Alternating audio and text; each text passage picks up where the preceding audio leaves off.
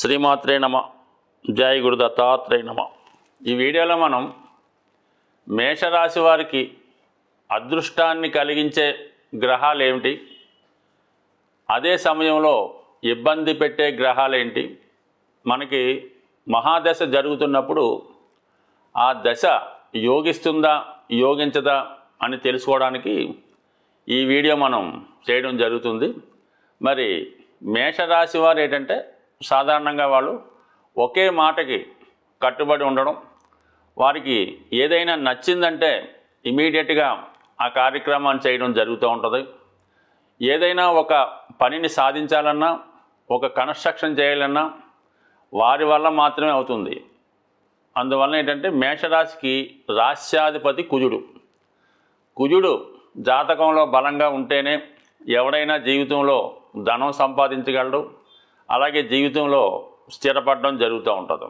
అటువంటి కుజుడు మేషరాశి వారికి అటు లగ్నాధిపతి రాశ్యాధిపతి అవ్వటం వల్ల మరి మేషరాశి వారి కుజుడు తన యొక్క దశ అంతర్దశల్లో శుభ ఫలితాన్ని ఇవ్వడం జరుగుతుంటుంది. అంటే మేషరాశి వారికి నెంబర్ 1గా కలిసి వచ్చే గ్రహం కుజగ్రహం.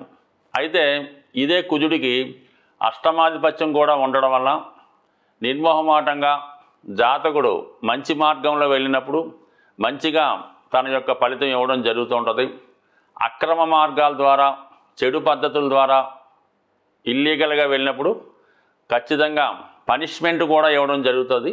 అంటే పనిష్మెంట్ ఇచ్చినప్పటికీ కూడా జాతకుడికి జ్ఞానోదయం అయ్యే విధంగా ఆ గ్రహం జాతకుడి మీద ప్రభావాన్ని చూపిస్తూ ఉంటుంది. అంటే మేషరాశి వారికే కాదు, ఏ రాశి వారికైనా కుజుడు ఒక స్ట్రిక్ట్ అయినటువంటి పోలీస్ ఇన్స్పెక్టర్ లాంటి వాడు.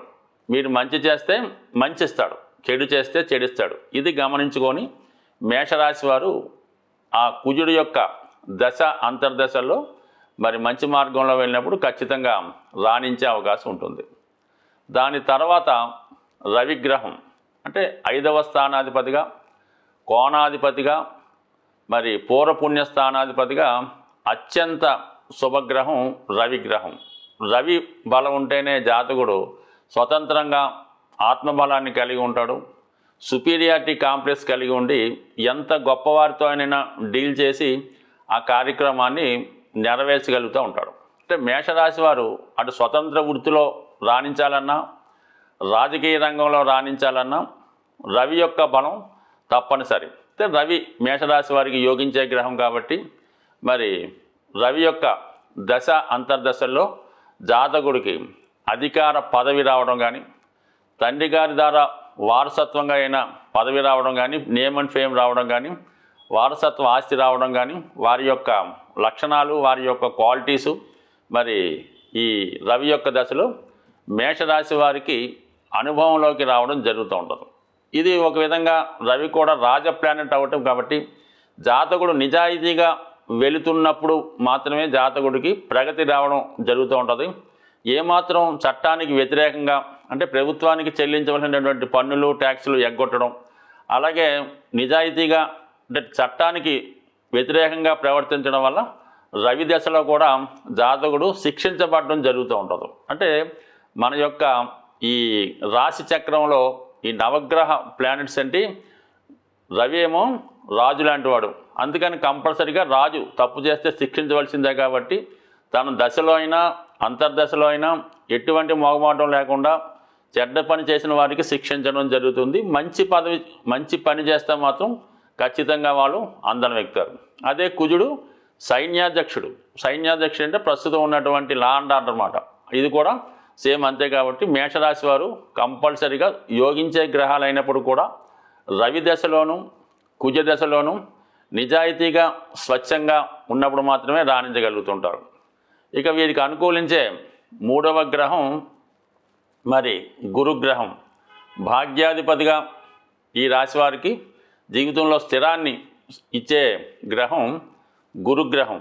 గురువు భాగ్యాధిపతి అవ్వడం వల్ల జాతకుడు ఎక్కువగా ఈ దశలో హెల్పింగ్ నేచర్ కలిగి ఉండడం, మంచి విషయాలు, కొత్త విషయాలు తెలుసుకోవడం, తనలో ఉన్నటువంటి సామర్థ్యాన్ని పెంచుకోవడం, దైవ మార్గంలో నడటం, పెద్దల యొక్క ఆచారాలు, మన సాంప్రదాయాల్ని, ధర్మాన్ని రక్షించడం, ఈ విధంగా మరి రవి దశలో జాతకుడు ఎక్కువగా వృద్ధిలోకి రావడం జరుగుతూ ఉంటుంది. అదే ఈ భాగ్యాధిపతికి వ్యయాధిపత్యం కూడా ఉండడం వల్ల ఇదే సమయంలో జాతకుడు సొంత ప్రాంతంలో కాకుండా ఏదైనా విదేశంలో కానీ దూర ప్రాంతంలో కానీ చక్కగా రాణించగలిగే అవకాశం ఉంటుంది. కాబట్టి మొత్తం మీద ఏంటంటే ఎటువంటి ఇబ్బంది పెట్టకుండా కేవలం జాతకుడికి మంచి మార్గంలో పెట్టుతూ అదృష్టాన్ని కలిగించే గ్రహం గురుగ్రహం. సో అందువలన ఏంటంటే ఈ మేషరాశి వారు గురువు యొక్క దశలో కానీ అంతర్దశలో కానీ వాళ్ళకి గురు కారకత్వాలైనటువంటి సంతానం, ధనం, జ్ఞానం, విజ్ఞానం సంపూర్ణంగా లభించడం జరుగుతూ ఉంటుంది. మరి కామన్గా ఈ ఉంగరాలు రత్నధారణ మీద ఇంట్రెస్ట్ ఉన్నవాళ్ళు ఈ 3 రత్నాలు కూడా ధరించవచ్చు. అంటే పగడం ధరించవచ్చు, కెంపు ధరించవచ్చు, అలాగే కనక పుష్యరాగం కూడా ధరించవచ్చు.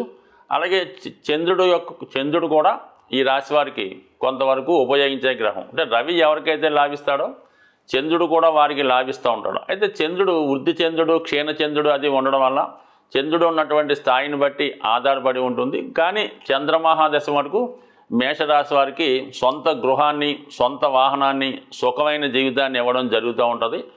సబ్జెక్టు కండిషన్ ఏంటంటే చంద్రుడు కూడా ఇంచుమించుగా బలంగానే ఉండాలి. ఏమాత్రం అష్టమంలో ఉన్న, నీచ స్థితిలో ఉన్న జాతకుడు చాలా వరకు పొరపాట్లు చేయడం వల్ల, సరైన నిర్ణయాలు తీసుకోలేకపోవడం వల్ల చాలా వరకు నష్టపోవడం కూడా జరుగుతుంటుంది. కాబట్టి బట్ ఏదైనా మేషరాశి వారికి ఏ గ్రహం అయినా సరే బలంగా ఉన్నప్పుడు ఈ 4 గ్రహాల్లో అంటే కొంత ఇబ్బంది పెట్టినా చివరికి మాత్రం జాతకుడిని మంచి మార్గంలో పెట్టి రక్షించడం జరుగుతూ ఉంటుంది. ఇంకా బాగా ఇబ్బంది పెట్టే గ్రహం శని గ్రహం. అంటే దశమ లాభాధిపతిగా మరి జాతకుడికి అటు వృత్తి ద్వారా లాభాన్ని కూడా ఇచ్చినప్పటికీ కూడా మరి శని రాశి వారికి, ఈ లగ్నం వారికి బాధకుడు అవడం వల్ల జీవితంలో ఖచ్చితంగా చాలా చాలా చాలా ఇబ్బందులు పెట్టిన తర్వాత, జీవితంలో బాగా నాశనం అయిన తర్వాత చివరి ఫలితంగా ఏదో కొంత హోప్గా జాతకుడు చేసే కార్యక్రమాలు బట్టి, తన నడవడికను బట్టి మంచి మార్గంలో పెట్టే ప్రయత్నం చేస్తాడు తప్ప మేషరాశి అంటే ఎక్కువగా లగ్నం ఫాలో అవుతుంటాం. మేషరాశి, మేషలగ్నం వారు ఒకవేళ శని మహాదశ వచ్చిన టైంలో చాలా జాగ్రత్తగా కష్టపడుతూ జీవితంలో ముందుకెళ్తేనే అభివృద్ధి ఉంటుంది తప్ప ఏమాత్రం అవినీతి కార్యక్రమాలు, అక్రమైన పనులు, చెడు వ్యసనాలు, అతిగా నిద్రపోవడం, అబద్ధాలు చెప్పడం, పెద్దల్ని నిందించడం ఇటువంటి ఏ కార్యక్రమం చేపట్టినా కూడా తొందరగానే అంటే శని భగవానుడు ఏం చేస్తాడంటే ఈ జన్మలో మీరు చేసినటువంటి తప్పులను ఈ జన్మలోనే శిక్షించే విధంగా ప్రయత్నం చేస్తూ ఉంటాడు. పైవెచ్చు బాధకుడు అవటం వల్ల ఏంటంటే ప్రతి క్షణం మిమ్మల్ని అనుసరిస్తూ ఒక పక్క లాభాన్ని ఇస్తూనే ఒక పక్క ఇబ్బంది పెట్టే గ్రహం శని గ్రహం. కాబట్టి అంటే శని గ్రహం మేషరాశి వారికి యోగించడు. అలాగే బుధ శుక్రగ్రహాలు, అలాగే ముఖ్యంగా శనితో పాటుగా రాహుగ్రహాన్ని కూడా మనం తీసుకోవాల్సి ఉంటుంది. అంటే రాహు ఎంతసేపు కూడా ఉన్నదాన్ని ఎక్కువ చేస్తుంటాడు. మీరు ఏదైనా ఒక మంచి కార్యక్రమం చేస్తూ ఉంటే దాన్ని చాలా పైకి తీసుకెళ్ళడం జరుగుతూ ఉంటుంది. ఏదైనా చెడు కార్యక్రమంలో పాల్గొంటే దాన్ని కూడా ఉన్నత స్థాయికి తీసుకెళ్ళడం జరుగుతూ ఉంటుంది. బట్ ఏదైనా బాగా పైకి తీసుకెళ్ళి కింద పడివేసే గ్రహం రాహుగ్రహం. అందువలన సాధారణంగా రాహుదశ జరుగుతున్నప్పుడు మేషలగ్నం వారు అక్రమ మార్గాల వైపు వెళ్ళటం, చెడు స్నేహాలు చేయడం, అన్యాయంగా ధనాన్ని సంపాదించడం జరుగుతూ ఉంటుంది. అయితే కొన్ని వృత్తుల్లో ఉన్న వాళ్ళకి సినిమా రంగం, సాఫ్ట్వేర్ రంగం, బ్లాక్ మార్కెట్, విష పదార్థాలు, మందులు తయారు చేసే వాళ్ళకి చాలా వరకు రాహుదశ యోగిస్తుంది. ఇంచుమించుగా లిక్కర్ పరిశ్రమ అంతా కూడా రాహుదశ జరుగుతున్నప్పుడు వాళ్ళకి బాగా యోగిస్తూ ఉంటుంది. అయితే చివరిలో మాత్రం ఖచ్చితంగా అది పనిష్మెంట్ ఇచ్చి ఏదో ఒక జైలు జీవితమో, అజ్ఞాతవాసమో, దీర్ఘకాలమైనటువంటి వ్యాధిలోకి నెట్టివేయడము జరుగుతుంటుంది. కాబట్టి ఎక్కువగా ఈ మేషరాశి వారు, మేషలగ్నం వారు రాహుదశ, శని మహాదశలో జాగ్రత్తగా వ్యవహరించవలసి ఉంటుంది. బట్ ఏదైనా మేషరాశి వారు నిరంతరం హనుమాన్ చాలీసా పారాయణ వల్ల, ప్రతి శనివారం హనుమాన్ టెంపుల్కి వెళ్ళడం వల్ల జీవితంలో ఎదురయ్యే ఎటువంటి సమస్యలనైనా సరిదిద్దుకోవచ్చు. స్వస్తి.